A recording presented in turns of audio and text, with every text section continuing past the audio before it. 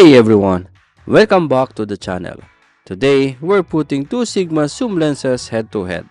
The brand new Sigma 1740 f1.8, the world's first constant f1.8 zoom, versus the tried and true Sigma 1850 f2.8 DCDN. Which one should you buy in 2025? Let's find out.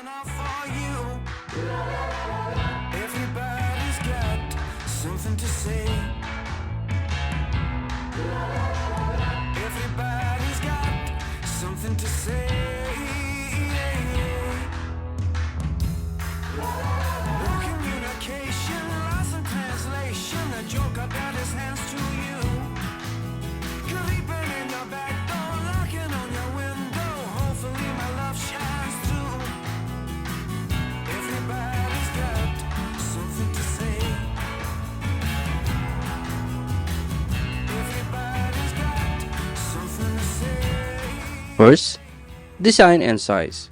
The 1740 f1.8 is noticeably bigger and heavier because of a super bright aperture. Meanwhile, the 1850 f2.8 is tiny, lightweight, and one of the most compact zoom Sigma has even made. If portability is your top priority, the 1850 is hard to beat.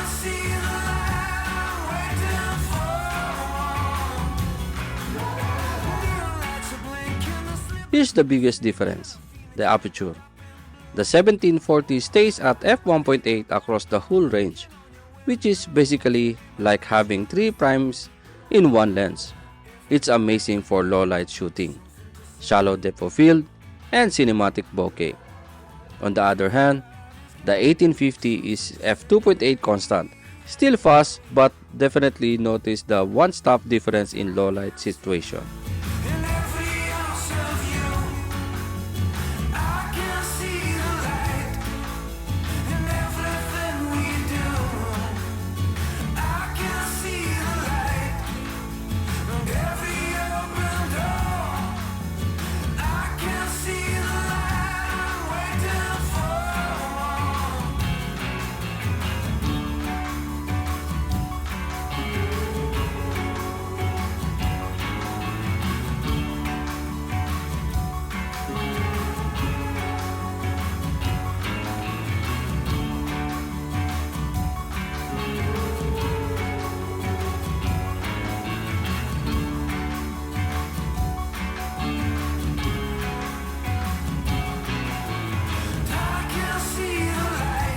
The 1740 gives you a wider field of view, greater for landscape, interiors, and vlogging.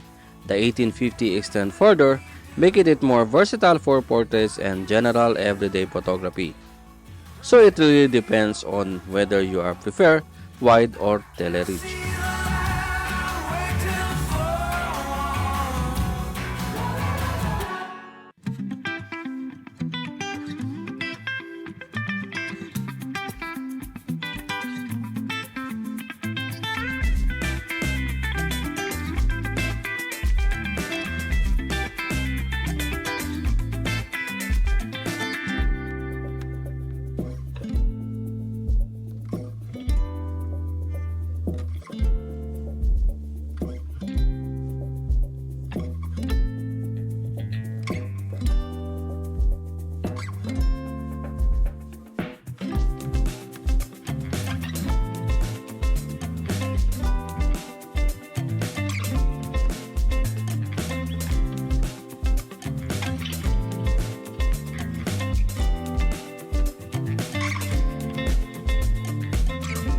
Both lenses are incredibly sharp and deliver Sigma signature color and contrast.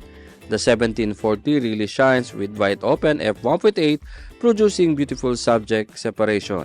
Meanwhile, the 1850 gives constant sharpness in much smaller package.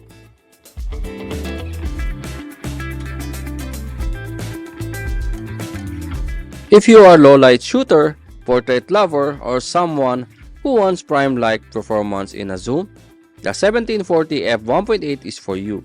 If you are a travel vlogger, content creator, or someone who values portability and versatility, the 1850 f2.8 makes more sense.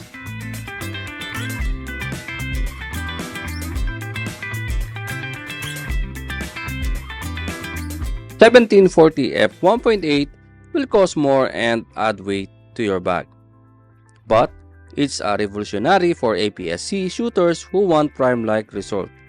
The 1850 f2.8 is still one of the best value zoom for everyday use and travel. So my verdict, get the 1740 if you want the ultimate creative tool. Get the 1850 if you want a lightweight, do-it-all lens. Either way, Sigma has you covered.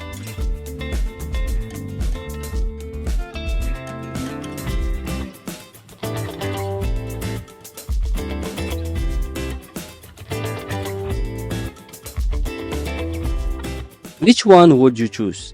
The f1.8 Prime Killer or the f2.8 Travel King? Drop your thoughts in the comments below. Don't forget to like, subscribe, and check out the links in the description. Big shoutout to the Puncube Mech wallet, Lens Go Smoke Go, and the KNF concept for the tripod. And of course, the Bento app. Use the code BTRPHY. See you in the next video.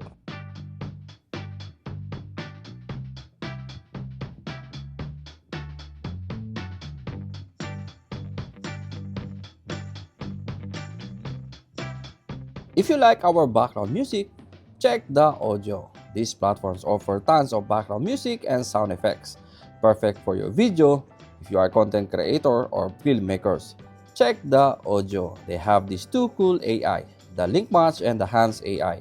Easy to use, and you will get the best music that's perfect for your content.